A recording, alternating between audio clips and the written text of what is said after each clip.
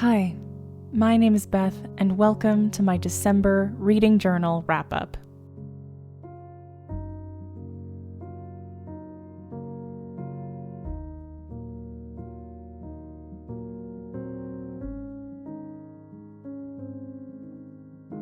Just like that, 2024 is over. I can't believe that the year is already finished. It's very bizarre for me to be sitting here making a video in 2025. I didn't know how this year was going to go for my channel. I started making videos because I had finished my undergrad and I didn't have a job at the time. I was looking for a way to stay busy, and I loved working in my reading journal and thought that sharing it might be a useful way to pass the time. And now, here I am, a year later, finishing up an entire year of reading content. It has been so much fun sharing it here with all of you, and I'm excited to wrap up my 2024 reads. I'm starting with my cover page.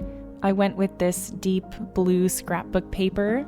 I'm very excited about leaving this setup behind and moving into something new. I've got new ideas for the 2025 cover pages, and I think they're going to look a lot better. Something new that happened in December is that I started cat sitting for a friend of mine. She moved into a new place and she wasn't allowed to bring her cat, so she asked if I would watch him until she finds a new place. His name is Baby, and he's very sweet. He will be featured a lot in this video because I'm obsessed with him, and I want to share him with all of you. The quote I chose for my December cover page is, "Every end is a new beginning." When I looked it up on Goodreads, it said that this quote was from Vengeful, which I read earlier this year, but Goodreads lied to me about the Beartown quote I used a few months ago, so if I'm lying about this, you can blame Goodreads. But with that, the cover page is complete.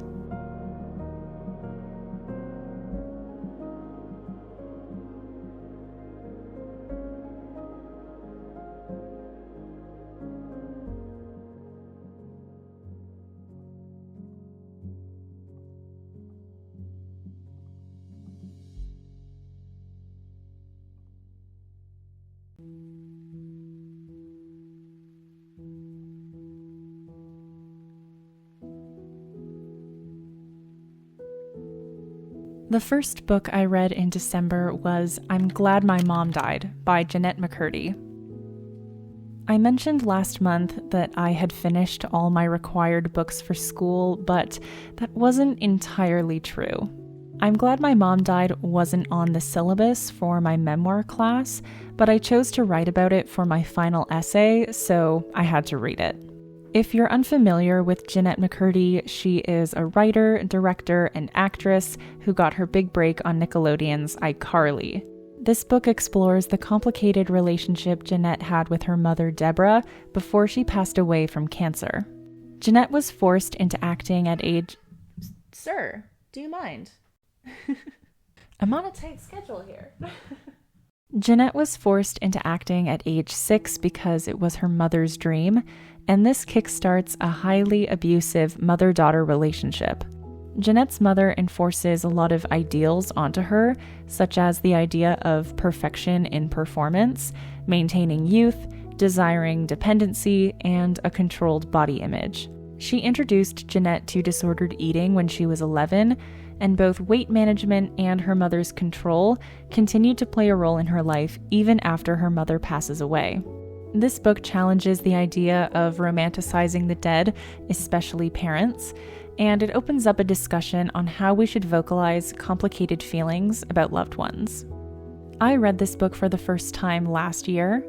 I actually bought it the day it came out in 2022, but I didn't get around to reading it until the end of 2023. I was so excited to read about Jeanette's life because, like many, I grew up watching iCarly and never knew that she'd been going through such a terrible experience. So when I had the opportunity to select my own book to write about for my class, I immediately thought of this one. And I'm happy that I had a chance to reread it because, just like the first time I read it, I absolutely loved it.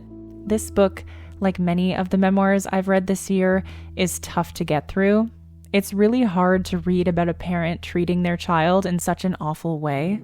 There's controlling things, like Deborah insisting on showering her daughter until she's 18 in order to give her body exams. But there are also just mean and manipulative things. She blames Jeanette for her cancer returning and demands that she send her and her family money. She criticizes every aspect of Jeanette's life, and this creates a complicated relationship dynamic. On one hand, it's clear that Jeanette doesn't like the way her mom treats her, but on the other, she acknowledges that it's her mom trying to look out for her. Either way, it all just leads further into parental manipulation. Because I was writing an essay on this book, I was doing a bit of research into how other people perceived it. I watched a number of videos and read Goodreads reviews. While most of the feedback for this book was really positive, there were also some people who did not like the concept and the title of this book. I personally think it works. I think it's honest and reflects exactly how Jeanette McCurdy feels about the memory of her mom. I also think it's reflective of how she writes the book. She doesn't hold back about anything, so I don't think any other title would have accurately captured the essence of this book. I decorated this spread with a dragon sticker sheet from Ikigai Papier. I was saving this sticker sheet for when I read a book with dragons in it, but I didn't read any books with dragons this year, so I figured that I should just use it. All the other stickers I used and the green grid washi tape are also from her store. The other washi tapes are from IEB, and if you're interested in making a purchase from their site, I have a discount code in the description box for 20% off. I find Jeanette's story and journey to be quite inspiring. Despite dealing with terrible parental figures and a manipulative industry, she seems to finally be in a position where she's actually moving forward. We see her come to terms with therapy, her eating disorders, and identifying what she dealt with as a child as traumatic. She's not the first person to have harmful experiences as a child actor. In fact, I recently bought another book about the same thing, but hopefully she becomes one of the last. I gave I'm Glad My Mom Died 5 stars. I think it's a really great, raw read. It's fast-paced and really makes you question the glamorizing of fame.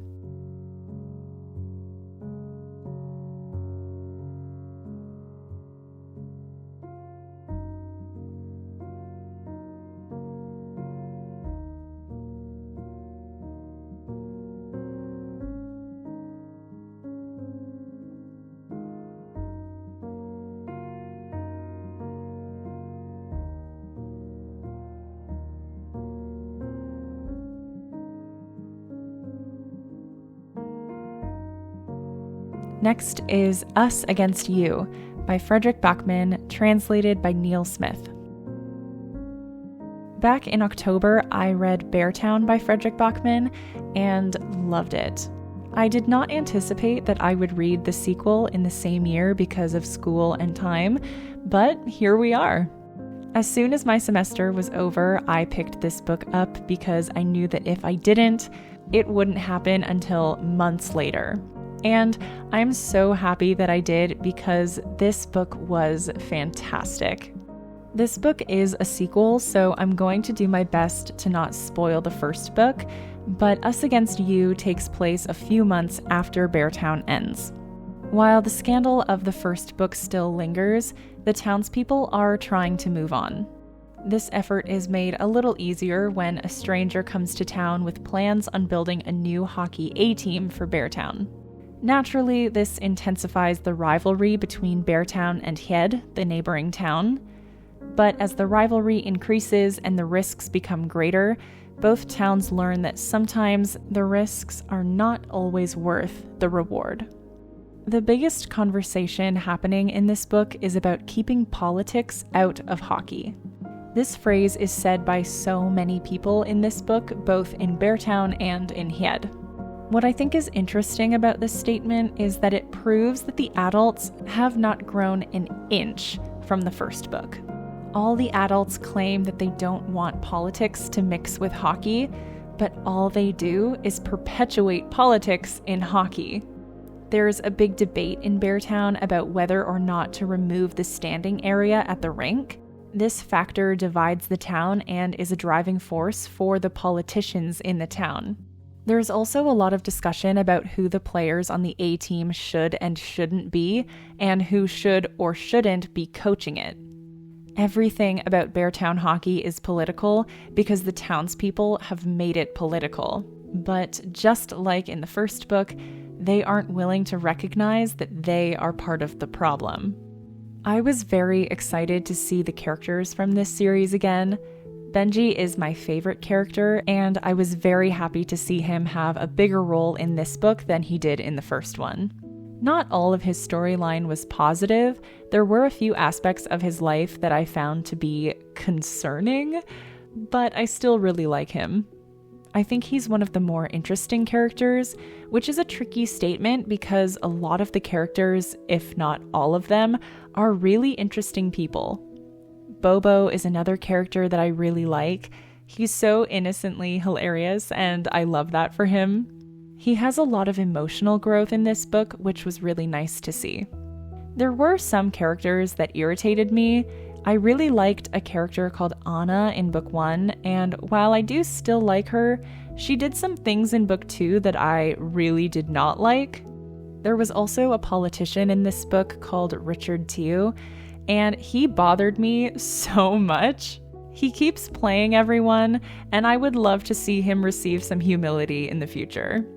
I used a mermaid sticker sheet from Hedgehog's Den to decorate this spread. There are no mermaids in this book, but it had been a while since I'd done a cute, dainty spread. I also used some old book pages and some scrapbook paper from my local dollar store. Now that I've read the second book, all I want to do is read the third one. I'm terrified of what is going to happen because I just have this feeling that terrible things are coming, but at the same time, I'm looking forward to it. I gave Us Against You 5 stars. This series is easily turning into a new favorite for me, and I cannot wait to finish it.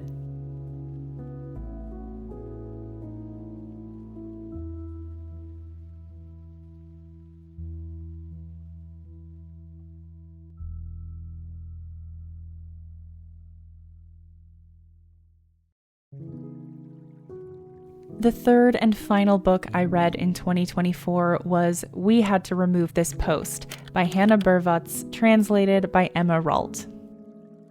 I picked this book up blind from my local used bookstore. I thought the cover and the title sounded interesting, and it's a pretty short book, so I thought it would make for a good end to the year. This book is about a young woman named Kaylee. She worked as a content moderator for a company called Hexa. Her job was to watch flagged videos posted online and review them for inappropriate content. She would be forced to look at really awful things such as animal cruelty, violence, death, and more. The novel functions as a letter to a lawyer who is representing someone suing Hexa. Kaylee believes that revealing her story of why she quit her job at Hexa might be beneficial for the lawsuit. This is definitely a really strange and eerily uncomfortable book. There's a bibliography at the end documenting real articles about content moderators and the trauma they're exposed to, so this book is definitely inspired by real experiences, which makes it feel unsettling, but generally speaking, I don't think this book was as effective as its concept was. My number one issue was that I didn't find there to be a point to the book. Kaylee has sent a letter to a lawyer, but Kaylee herself is not directly involved in the lawsuit, nor does she ever mention the plaintiff in her letter.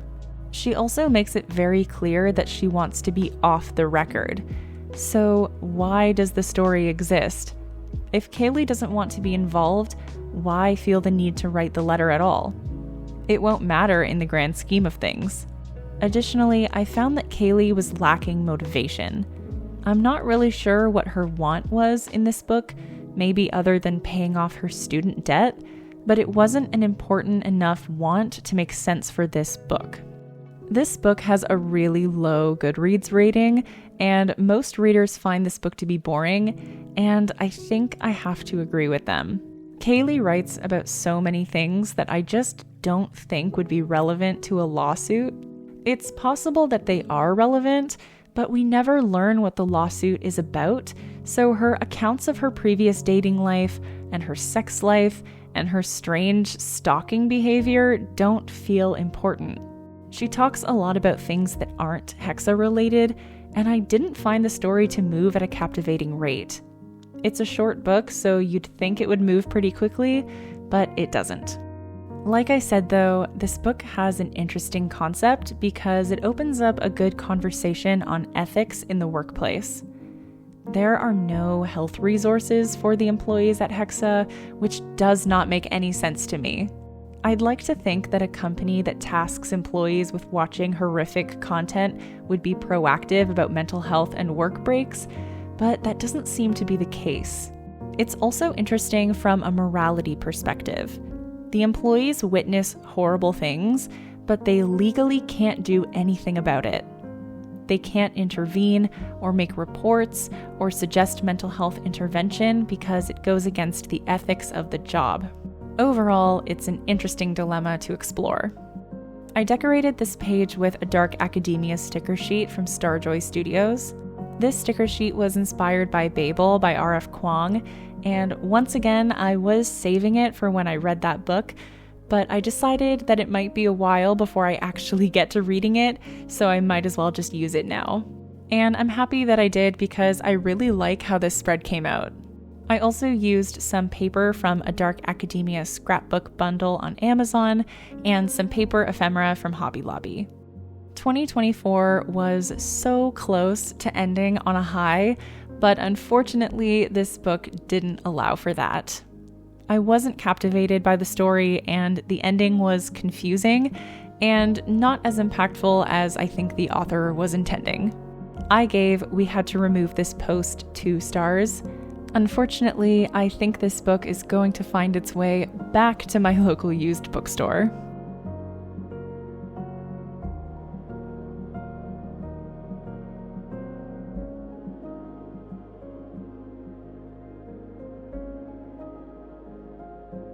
And with that, all of my 2024 reading journal wrap-ups are complete. For maybe the first time, I actually really like all the spreads I set up in the month, and that does not always happen. It's a good way to end the year. But now that we're wrapping up, I wanted to say the biggest thank you to everyone who supported me this year. I started this channel 1 year ago, and it has grown so much more than I anticipated it would. I didn't even think I would hit 1,000 subscribers by the end of 2024, but here we are with more than double that. I've had so many great conversations about books and journaling with so many of you. I've appreciated all the love and feedback you've given me. This journey has been so much fun, and I'm really excited about continuing with all of you in 2025. I have my final flip through and statistics video coming next week, and then after that will be my 2025 reading journal setup. I ordered stationery from Etsy to use in the setup, but because of the postal strike in Canada, I still haven't received any of it. So I had to make some changes, but it is in progress. But thank you all so much for watching. Have a wonderful start to your 2025 and have a great rest of your day.